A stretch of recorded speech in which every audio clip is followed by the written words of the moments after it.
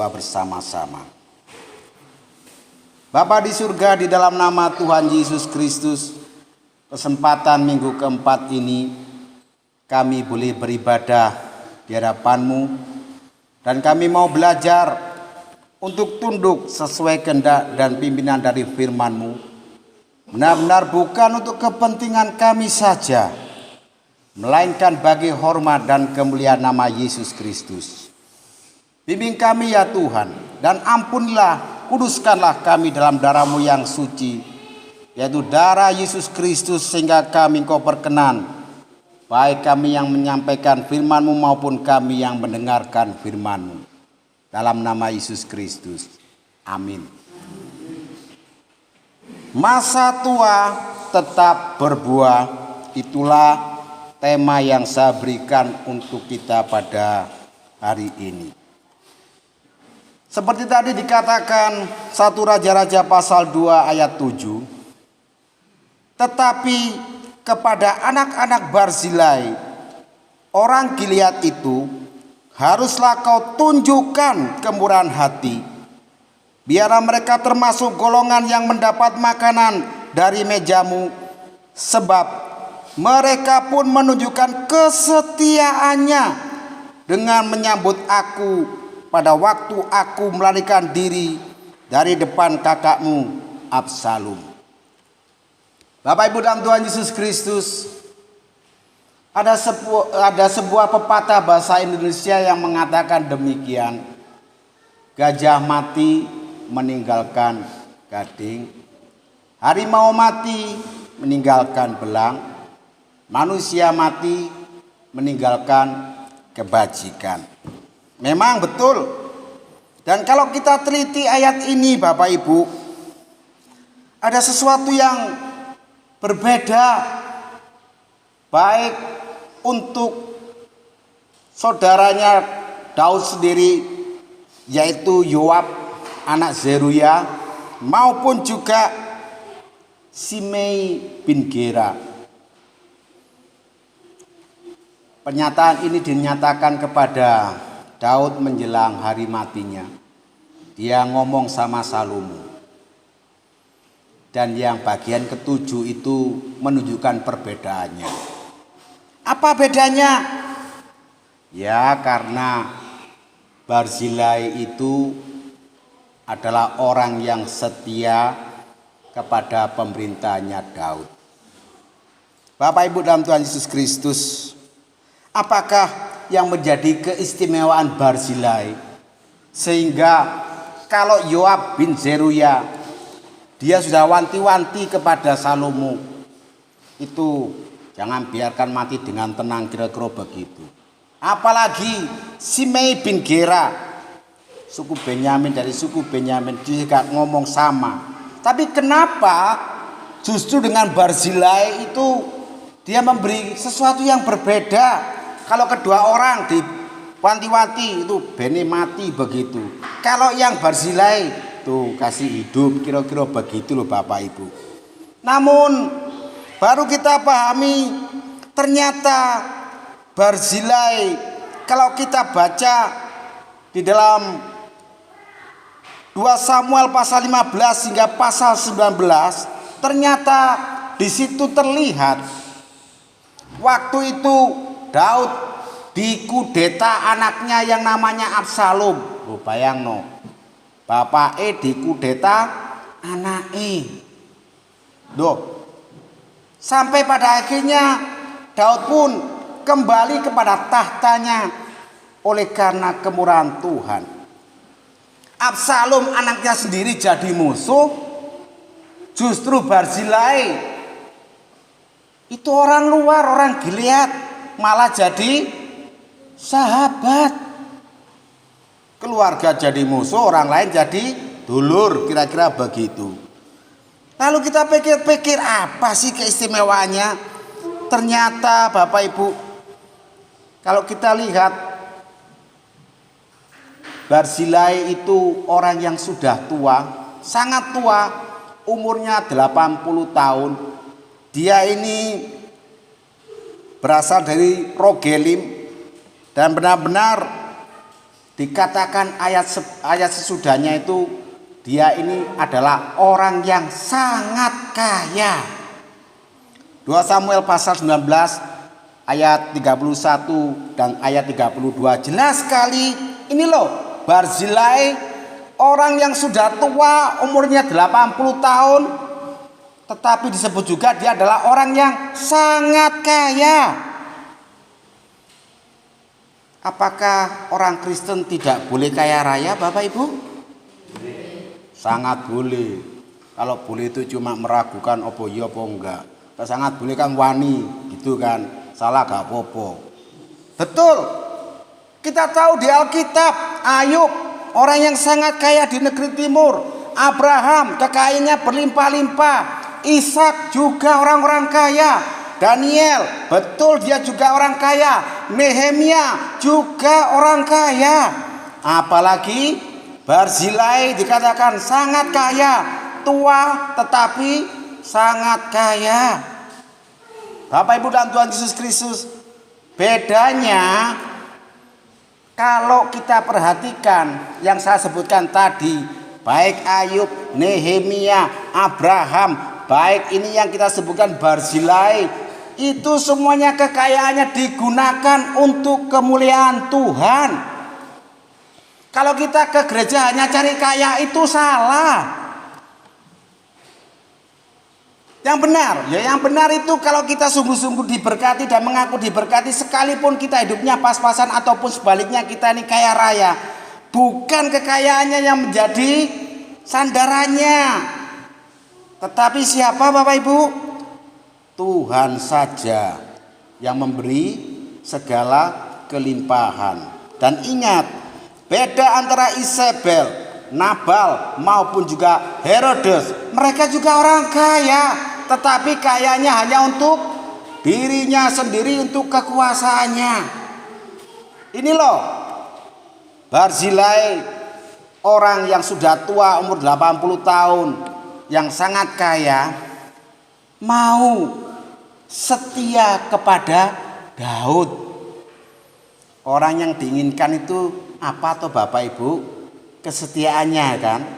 Bapak Ibu dan Tuhan Yesus Kristus, jangan lupa saat Daud dia dikudeta anaknya, malam-malam dia dari Yerusalem dia itu langsung pergi bersama 600 orang-orang yang mengiringi dia. Terus dia turun sampai akhirnya dia menyeberang ke Gilead itu. Dan kita tahu betul-betul, aduh, tidak seperti kita langsung jalannya lurus begitu enak lempeng. Yerusalem itu turun itu kira-kira 400 meter, naik lagi 600 meter. Berapa jadinya Bapak Ibu? 1,4 kan, dan balik papat nang gak dihitung ta. Kesel. Tetapi kita melihat di sini waktu dia melewati Sungai Kidron, betul-betul Daud itu sangat soro. Kenapa? Diberontak karo anake dhewe, dikudeta itu loh. Tetapi benar-benar dia terus hanya sandarkan sepenuhnya pada Tuhan. Sampai di Mahanaim, ternyata kita lihat dia benar-benar ya diopeni sama Barzilai ini salah satunya. Mengapa? Menunjukkan Barzilai itu benar-benar setia kepada pemerintahnya Daud. Bapak Ibu dan Tuhan Yesus Kristus, di sini kesetiaan dari Barzilai terbukti. Yang pertama, Barzilai peka terhadap situasi dan kondisi. Peka bagaimana? Loh, kalau dia sangat kaya, bukankah dia dengan mudah mengalahkan Daud dan akhirnya bersekongkol dengan Absalom, sehingga paling tidak dia mendapatkan sesuatu apa-apalah dari Absalom. Sangat kaya kok, mudah sekali Bapak Ibu.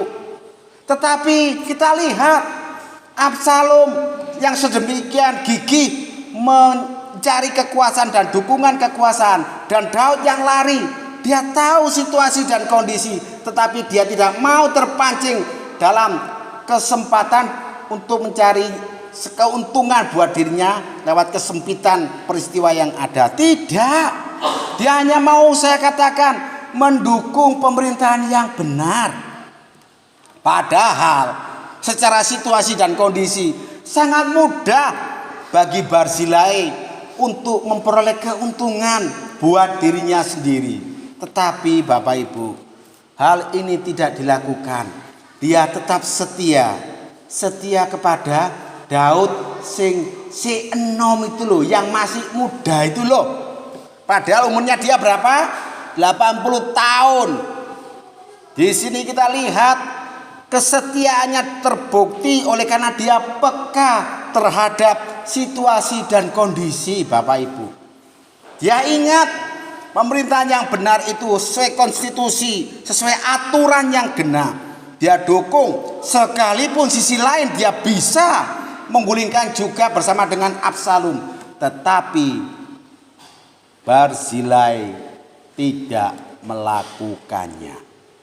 Bapak Ibu dan Tuhan Yesus Kristus, inilah Barzilai di dalam masa tuanya. Dia menyatakan buah kesetiaan. Bapak Ibu dan Tuhan Yesus Kristus, banyak dari orang-orang Kristen, bahkan yang mengaku dirinya pendeta, yang mengaku dirinya majelis, kelihatannya sangat kaya, tetapi malah kenyataannya justru menjadi batu sandungan gereja. Kenapa? Tidak malu dengan yang muda. Ada itu. Tidak usah saya katakan, kita semuanya tahu di mana, di Jawa Timur. Ya sudah tua gitu loh. Sampai akhirnya tuh khotbah di mimbar itu sampai semaput, ada. Ini saya ngambah Tuhan, tak beritahu. Ada yang sampai begitu. Padahal soge ya ora, tapi merasa berkuasa. Sampai akhirnya apa? Yo sing jemaate ting loroi ora penak, ya toh. Tapi akhirnya dia sendiri, yo mati juga, sudah lewat. Ada juga yang majelis ini ada, kaya raya. Bukannya soge petung turunan, bukan 10 turunan pun masih duitnya itu di Sokno itu masih ada banyak itu. Juga demikian minta dikatakan majelis kehormatan, bayangno. Jenenge majelis ku ya ana aturane, apa jenenge waktune ya toh? Iki waktune ndak mau. Dia maunya disebut majelis kehormatan, bayangno. Mati juga. Letak kono kabeh loro-lorone. Menunjukkan apa? Ini loh, dia kesetiaannya sangat meragukan. Kaya betul, saya tidak meragukan tuh kekayaannya, kesetiaannya pada Tuhan belum tentu. Ini loh Barzilai tahu, ini loh Daud dikudeta anaknya Absalom. Dia bisa untuk melakukan sesuatu yang lebih, bisa, tetapi dia ingat ini adalah pilihan Tuhan. Ini adalah orang yang diurapi Tuhan, sehingga dia tetap setia kepada Daud. Jadi buah kesetiaannya benar-benar dia tunjukkan, aku sing wis tuwa iki tetap dukung kon sing enom. Tetap aku iki soge, tetap aku dukung kamu. Apa ada orang yang sangat kaya mau mendukung raja yang sudah dikudeta, Bapak Ibu? Hanya saya pikir cuma Barzilai yang melakukannya. Buktinya apa lagi, Bapak Ibu? Ternyata yang kedua, Barzilai peduli terhadap yang lemah. Bapak Ibu, kalau orang kaya duitnya banyak, waktu nyumbang ditulis di daftar sumbangan nomor 1 atau nomor terakhir? Terakhir apa nomor 1? Biasanya nomor 1. Dan nomor terakhir itu pasti itu dia memiliki sikap seperti Barzilai. Oh, tahu? Mari kita baca 2 Samuel pasal 17 ayat 27 dan 29. 2 Samuel pasal 17 ayat 27 dan 29, demikian Alkitab. Ketika Daud tiba di Mahanaim, maka Sobi bin Nahas dari Rahu, kota Bani Amon, dan Mahir bin Amiel dari Lodebar, dan Barzilai orang Gilead dari Rogelim membawa tempat tidur, pasu, periuk belanga, juga gandum, jelai, tepung bertih gandum, kacang babi, kacang merah besar, kacang merah kecil, madu, dadih, kambing domba dan keju lembu bagi Daud dan bagi rakyat yang bersama-sama dengan dia untuk dimakan. Sebab kata mereka, rakyat ini tentu telah menjadi lapar, lelah dan haus di padang gurun. Jelas sekali betapa benar-benar Barzilai peduli terhadap orang yang lemah. Bapak Ibu dan Tuhan Yesus Kristus, semuanya disebutkan, sampai keju lembu pun disebutkan. Sampai apa? Kacang babi pun disebutkan. Kacang merah kecil, kacang merah besar, kabeh disebutkan. Tempat tidur, pasu itu pemilihan patok untuk kemah besar itu Bapak Ibu, disediakan untuk mereka yang lemah. Artinya Barzilai memberi kualitas yang terbaik, bukan kualitas yang terburuk atau yang expired. Terkadang kita pahami orang kalau sudah banyak duitnya, banyak segala-galanya, akhirnya ada barang yang rusak mau dijual sayang, tapi kalau diperbaiki perlu biaya besar kan gitu toh. Akhirnya biasanya diungsikan kemana? Ke gereja, sumbangan nang gereja. Itu ada itu. Saya tuh pernah, bukan pernah ya, saya alami sendiri, diajak, Wah Yudi ayo ke gudang gereja. Kenapa? Akhirnya saya ke gudang gereja, ternyata Bapak Ibu di dalamnya itu penuh barang-barang bagus tapi tidak berfungsi, alias rosokan kabeh. Iki tukune Pak Wahyu, piro iki? 3,5 juta. Apa iki mereke? Toshiba. Gak apa-apa kok dandakno. Alah gak sido Pak, koncoku dhewe karena waktu itu dia sama-sama pelayanan, cuma kami berbeda gereja. Ndak mau wis, kayak apa? 800.000 wis oleh, sudah dapat TV yang bagus, sudah bagus kok. Ini 3,5 juta, isinya semut, ngerti semut? Blereti loh, isinya semut semuanya, ngerti ndak itu? Merek Toshiba cocok, tolong simpan baik-baik, kira-kira begitu. Gak jadi. Kenapa? Banyak barang rongsokan dari orang-orang kaya itu memberi ke gereja itu, mereka itu kurang ajar sekali. Kasih yang bekas tapi gak iso difungsikan. Mending gak iso difungsikan sih. Yo masih ngelus hati lah, yo si api kan punya kelakuan yang bagus. Wis bekas gak iso difungsikan, rosokan kabeh. Banyak yang seperti itu. Tetapi kita lihat Barzilai tidak, langsung kasih yang terbaik. Berapa jumlahnya waktu itu yang ikut ngungsi sama Daud? Diperkirakan itu ada 600. Dimana kalau kita lihat untuk 2 Samuel pasal 15 ayatnya yang ke-18 dikatakan, sedang semua pegawainya berjalan melewatinya, juga semua orang Pleti dan semua orang Pleti, juga semua orang Gad, 600 orang banyaknya yang mengiringi dia sejak dari Gad berjalan melewati raja. Bayang no 600 wong dikasih makanan yang terbaik, tempat yang terbaik. Kenapa? Lah orang kaya, orang sangat kaya mengeluarkan kayak gitu, sedih apa senang Bapak Ibu? Senang saja, wong pakai duitnya kok kayak apa? Dia gunakan untuk menolong yang lemah. Dia peka bahwa Daud itu kelelahan, akhirnya dia peduli terhadap yang lemah. Ini harus diopeni yang terbaik.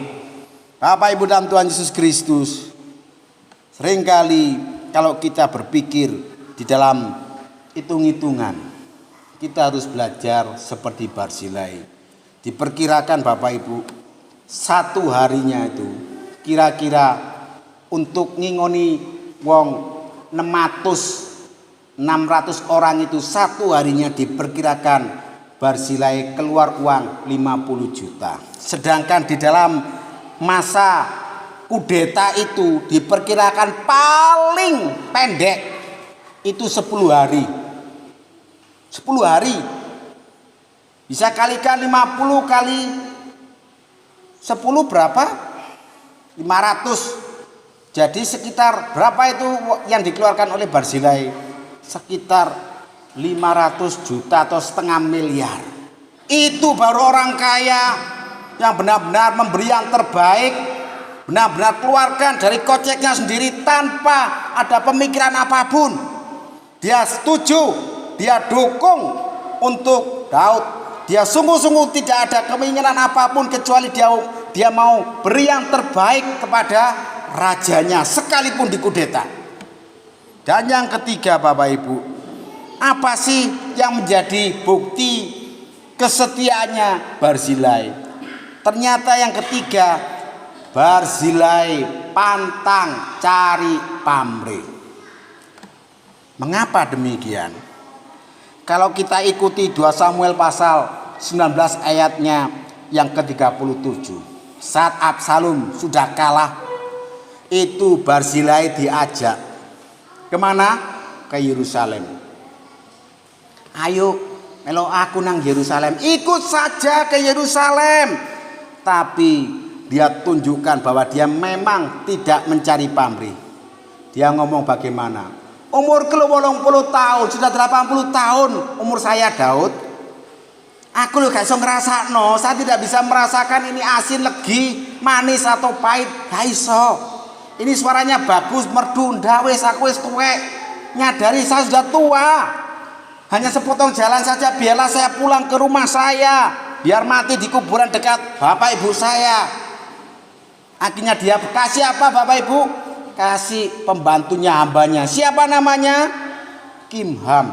Dia kasih kepada Daud. Gitu, bukti kalau dia tidak ada pamrih. Dia menyadari sudah tua. Peok kabeh. Gak iso sing nomai lah. Kan begitu kan? Sudah tak kasih ini sing nomai iki lho, Kimham, cek melayani kamu, perbuat apa yang sesuai kau anggap baik. Sing nomai, tak apa-apa. Kenapa lo karek matei kok aku iki? Jarno lah. Aku seneng kok iso nulungi kamu terus seneng. Bapak Ibu dan Tuhan Yesus Kristus, inilah yang sebenarnya ada di dalam diri kita sebagai umat pilihan Tuhan. Umat percaya, apalagi kalau kita sudah merasa dan tahu diri kalau kita sudah tua. Baru kita sadar, jangan sadar waktu kita baru mati, jangan. Nggak ada yang mau tahu. Mumpung masih di kesempatan hidup, lakukanlah seperti Barzilai. Mengapa Bapak Ibu? Karena Barzilai mengenal dengan tepat siapa itu Daud. Daud adalah orang yang diurapi oleh Tuhan. Bagaimanapun dia tunduk, sekalipun dia dalam hal kekayaannya lebih daripada Daud, dia dukung Daud. Bapak Ibu dan Tuhan Yesus Kristus, inilah yang benar. Di mana benar-benar Barzilai semakin dia menghadapi masa tua, semakin dia sungguh-sungguh mengeluarkan buah yang indah, khususnya kesetiaan. Dan yang ngomong kesetiaan itu adalah Daud sendiri. Dia nggak ngerti, tapi dia lakukan saja demi kemuliaan Tuhan. Bapak Ibu dan Tuhan Yesus Kristus, akhirnya menutup perenungan ini. Panjenengan kalau punya pohon pisang itu mati kapan Bapak Ibu? Kalau sudah mengeluarkan buah, bener toh? Sama. Saya punya pohon pisang di kebun di Kulonan itu di Gaya Barat. Itu sekalipun ditebang keluar lagi, ditebang keluar lagi sampai akhirnya keluarkan buah, baru dia mati. Kalau tidak percaya ya nanam pohon pisang. Tapi yang saya mau beritakan untuk kita hari ini Bapak Ibu, sebenarnya kalau kita melihat Barzilai, kita sudah mengerti betapa Tuhan itu mau kita setidaknya persiapan untuk kita benar-benar hidup seterus dalam pimpinan Tuhan, menghadapi masa tua tetapi berbuah bagi Tuhan. Bapak Ibu dan Tuhan Yesus Kristus, gereja kita seringkali mengutamakan tentang semper reformanda. Kenapa reform, Pak? Betul. Artinya apa itu?